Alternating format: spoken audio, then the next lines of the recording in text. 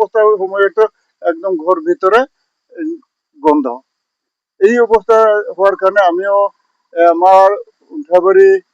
আর দমগাঁও ভুদিয়াগুৰি আর বড় নীলবাৰী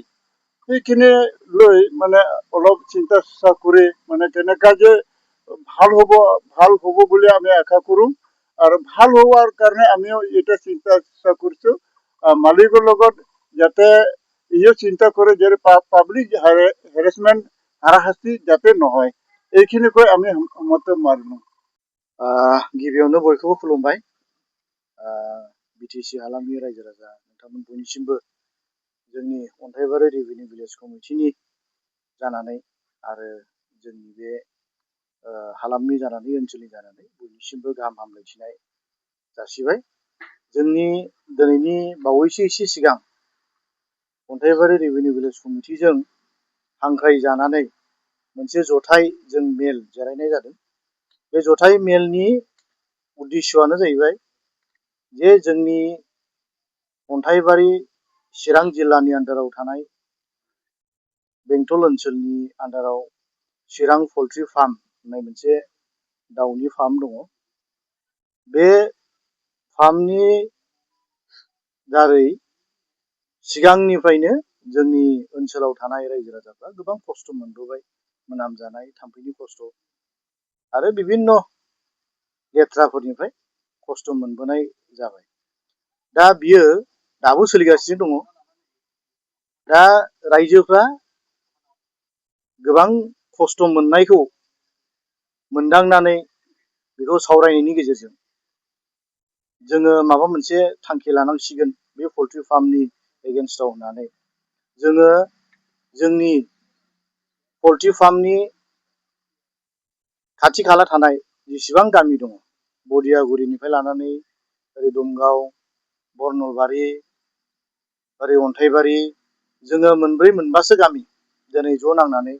जोंजों लोगोसे बे खाथि गामिफोरनिनो मानगोनां गावबुरा बिथांमोनजों दंफैयो। बिथांमोनखौ लानानै जोङो मोनसे सावराय मेलनि गेजेरजों थांखि लादों जि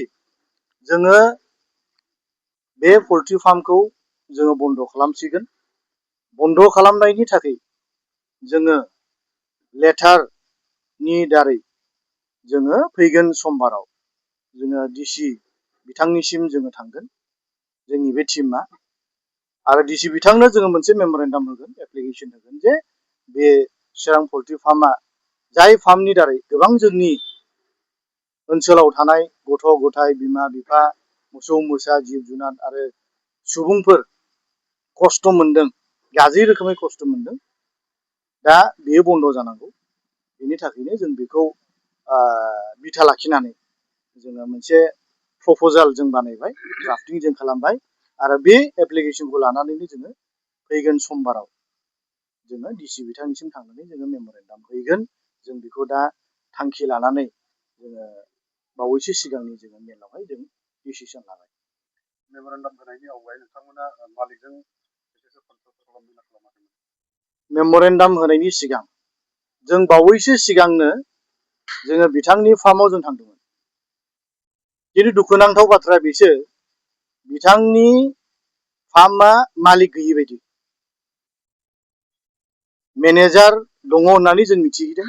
स्पटआव थांनानै, खिन्थु बिथाङा जोंखौ लाजि फोनांदों। दैदेनगिरिफोर थांदों रायलायनो, प्रब्लेमखौ सल्भ खालामनो रायलायनो होननानै जों पजिटिभ माइन्डसेटजों थांदोंमोन, खिन्थु बिथांमोना जोंखौ लाजि फोनांदों। जों ओंखारबोदेराखै, रायलायफैदेराखै। सासे बाहायनो खामानि मावग्रा दङ, बिथाङा फैनानै जोंनो खोन्थाफैदों नोंथांमोनजों रायलायनो राजि नङा होननानै जोंनो खोन्थाफैदों। दा अब्ला जोङो बुजिबाय जाय एसेबां गिदिर कमार्शियेल मोनसे पल्ट्रि फार्मखौ दायित्व लाग्रा मालिक गैयि बायदि जों नुदों आरो जेबो सिरियास गैया। वेरास ओरै नोङो पाब्लिकफ्रा गाज्रि रोखोमै नों देहानि खहा बेयाव भुगिगासिनो दङ। सोरबा लोमजादों, सोरबा दैयाव दुगैना स्ट्रक जाबाय, गोबां रोखोमनि। दा बिथांजोंनो जोङो रायलायखादों सिगांबो जोङो बिथांजों रायलायनानै बिथांखौ रिकुवेस्ट खालामनानै बिथाङा गावबो रिकुवेस्ट खालामनानै जिनाखि गाइडलाइन दङ वेस्ट मेनेजमेन्ट मोजां खालामगोन आरो रायजो राजाफोरनि हेल्थखौ बियो कनसार्न खालामगोन। बे वेस्ट मेनेजमेन्टखौ जों खालामाखै, बिथाङा टटेलि फेल। बेनिखायनो जों बिथांजों बार बार जों मानो जों जिरायनानै बार बार रायलायबाय थानो होननानै जुथ' जों सिगां रायलायखाबाय ट्राइ खालामबाय बिथांखौ जों खावलायबाय बुंबाय अब्लाबो खामानि जायाखै दायो जोङो बेखायनो रिटेन भाबै जोङो अफिसियेलि जों लिगेलि थांसिगोन होननानै जों थांखि लादों। जाथाया हयथ' बोसोरथाम बोसोरब्रै दिनैसिम जागासिनो दङ बेनि बेलायाव बिथाङा अल्टारनेटिभ सलुसननि थाखाय माखासे बाथ्राफोर बुंदोंमोन नाथाय बियो फिन जाबावबाय बिनि बेलायाव बिथाङा माबायदि बिनि सायाव एसे पजिटिभ माबा लायाखै नामा सलुसन लायाखै बिथाङा जेब्ला जोंनिफ्राय बुंहैनो थाङो रायज्लायनो थाङो बिथाङा बारबलि खुगाजोंहाय किसु नोङो सलिउसननि आसा होयो बिथाङा खिन्थु जोंनि पाब्लिकफ्रा उनावहाय नुयो जे बिथाङा जेरैबायदि आसा होयो बाथ्राजों बुंनायजों बियो जेबो जाफुङा मोगथां नों दाउखिया नों साननैनि उनावनो मोनामफिनो थाम्फैया साननैनि उनावनो डिस्टार्ब खालामफिनो दा बेनो आरो मोनब्रै गामिखौ थाम्फै बेरनाय मोनामनाय बिनि बेलायाव मोनामनानै बिथांमोना थानो जानो लोंनो सुखुवा जाया बायदि खोनादों नोंथांमोना दिनै बिनि बेलायाव माखासे गामिनि गावबुरा हिसाबै नोंथाङा फोरमायो বিশেষকৈ বড়োলেণ্ড বুবলি আৰু বড়োলেণ্ড খৌৰাং BMB নিউজ আপোনালোকক পোনপ্ৰথমে মই ধন্যবাদ দিছোঁ আজি আমাৰ এই বিশেষ কাৰ্যসূচী যি আমি 4-5খন গাঁও সৰু সৰু আমাৰ চুবুৰীয়া গাঁও আমি একগোট হৈ পেলাই আজি আমি সিদ্ধান্ত লৈছোঁ তাৰমানে আমাৰ এনেকুৱা অৱস্থা হৈ গৈছে আমি যোৱা বছৰৰ পৰা আমি এই কথাকে মানে মালিকৰ লগত আমি কথা পাতি আছো তথাপিতো মালিকে তাৰমানে মুখেদি এওঁ কৈছে আমি কৰিম অফিচিয়েলি যি প্ৰচেছ আছে সেইটো কৰিম বুলি কৈছিলে আজিলৈকে তেওঁ কৰা নাই খালি ফোন যোগেদি কয় আমি কৰিম আভাস দিয়ে কিন্তু এনেকুৱা কৈ মোটামুটি 1 বছৰ পাৰ হ'ল এতিয়া ওচৰ চুবুৰীয়া যিবিলাকে আছে আমি এনেকুৱা কষ্ট পাইছো ল'ৰা ছোৱালীবিলাক পঢ়া শুনা এনেকুৱা অসুবিধা হৈছে ওচৰতে নদী আছে নদীয়েদি মানে দুনিয়াৰ ফাৰ্মৰ যিমান মহিলা আছে মহিলাবিলাক যায় গা ধুই তাৰপিছত খা খুজিলি হয় এনেকুৱা অৱস্থা এই যোৱাকৈ একদিন আগত আমি শুনিবলৈ পাইছো মানে জাপানিজ এনকেফেলাইটিছৰ হৈছে বুলি আমি শুনিছো সেইবিলাক যাতে নহয় আমি ইয়াৰ কাৰণে আমাৰ গাঁৱৰ আমাৰ ইমান 136 ঘৰ আমাৰ অন্ঠাইবাৰী গাঁৱতে আৰু ইয়াৰ পৰা দমগাঁও আছে তাৰপিছত আপোনাৰ বদিয়াগুৰি আছে বৰণিলিবাৰী আছে টোটেল মিলি মোটামুটি ওচৰ চুবুৰীয়া হিচাপত আমাৰ মোটামুটি 500-600 মান পপুলেশ্যন আমাৰ ইয়াতে আছে আৰু LP স্কুলবিলাক আছে পঢ়া শুনা কৰা ল'ৰা ছোৱালীবিলাক বহুত অসুবিধা পাই আছে গীৰ্জা আছে এই গতিকে আমি মানে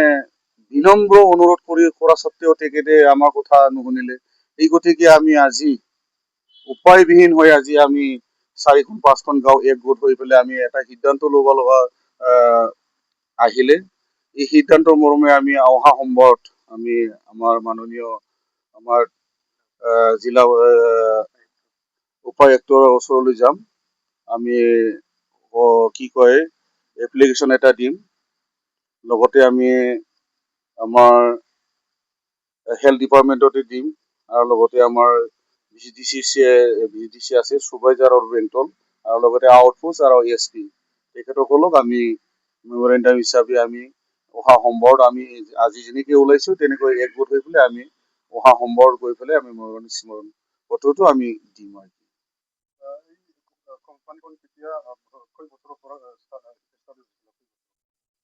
কোম্পানীখন যোৱা 5 বছৰে হ'ল নেকি 5 বছৰে হ'ল 22ৰ পৰা আমি আশা কৰিছিলো তাৰমানে কোম্পানী হৈছে কিবা এটা ওচৰ চুবুৰীয়া এইবিলাক দুখীয়া ল'ৰা ছোৱালীবিলাক আমাৰ গাঁৱৰ প্ৰায় দুখীয়া হাল মাৰি খোৱা এই গোটেই অলপ মানে কাম চাম পাব কিবা এটা উন্নতি হ'ব এই গোটেই হিচাপত আমি একো তাৰমানে ভবা নাছিলো তেনেকুৱা গন্ধ তেনেকুৱা মানে ই ফাৰ্মটো দি দিয়ে আমি ভৱিষ্যতটো আমি অন্ধকাৰলৈ ঠেলি লৈ গৈ আছো এইটো আমি ভবা নাছিলো লোকেশ্যনটো বদিয়াগুৰি এৰিয়াত পৰে दिनै अन्थाइबारि नैबे नार्सारि जायगायाव जोङो गोबांथार गामिनि दरथाम दरब्रै गामिनि ज' जानानै जोङो डिसिसन लाबाय माने जोङो बे ब्रयलार फार्मखौ जोङो बन्द' खालामसिगोन। मानो होननानै बुङोब्ला गोबांथार जोंनि संसार जानायाव बहुद उसुबिदा जाबाय। बिनि थाखायनो जोङो सावरायलायनायनि गेजेराव दिनैहाय जोङो बेखौ डिसिसन लानाय जाबाय। दा जोङो समबारहालागै जोङो ज' थांनानै जों डिसि सारनिसिम गांसे जों बिलाइखौ जों दैथायहरसिगोन। आसलथे मा मा उसुबिदा जामारो थाम्फैनि बेलायाव? जोंनाव उसुबिदा गोबां दङ। जेरै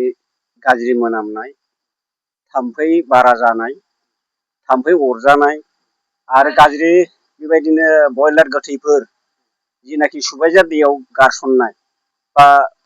बेरफ्रुनानै मैला गोग्लैनाय बेफोर बिराद जोंनि गेजेराव उसुबिदा खालामबाय। रायजो जानायाव उसुबिदा खालामबाय। আপনার গাঁৱত কি অসুবিধা হৈছে? অসুবিধাটো এনেকুৱা হ'ল মানে আমাৰ এই মুৰ্গী ফাৰ্ম যিটো কোম্পানী বনাইছে ফাৰ্ম ইয়াৰ বিষয়ে মানে এটা মোৰ থ্ৰুৰ পৰা অনুৰোধ মানে এই গন্ধ খোৱাটো অসহ্য হৈ আছে আৰু হেৰি কিবা কি কয় মাখি অত্যাচাৰ হৈ আছে আৰু ৰাতি সময়ত আমাৰ এই ল'ৰা ছোৱালী স্কুল পৰা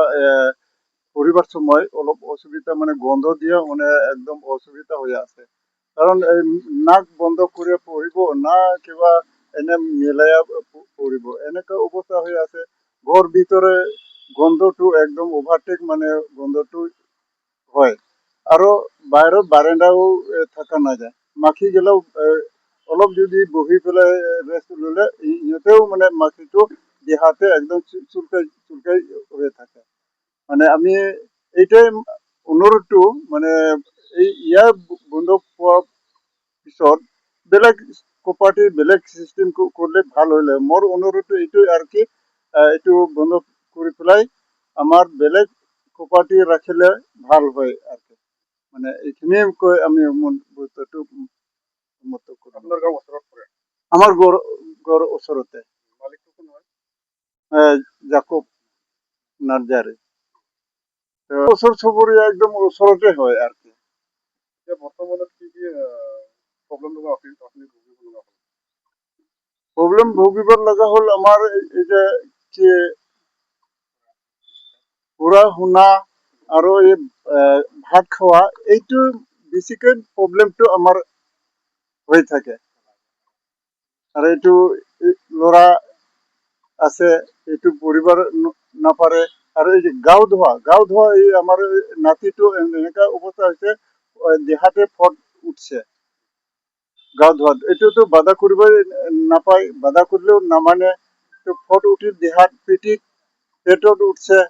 এইকাৰণে আমাৰ বহুত প্ৰয়োজন মানে অসুবিধাটো পাই আছো আৰু ভাত খোৱা সময়ত মাখিটো একদম অশান্তি না খেদাব না খাব না নাক বন্ধ কৰি ভাতটো খাব এনেকুৱা অৱস্থা হৈ আহিছে মানে উশাহ নেওয়া নপৰা হয়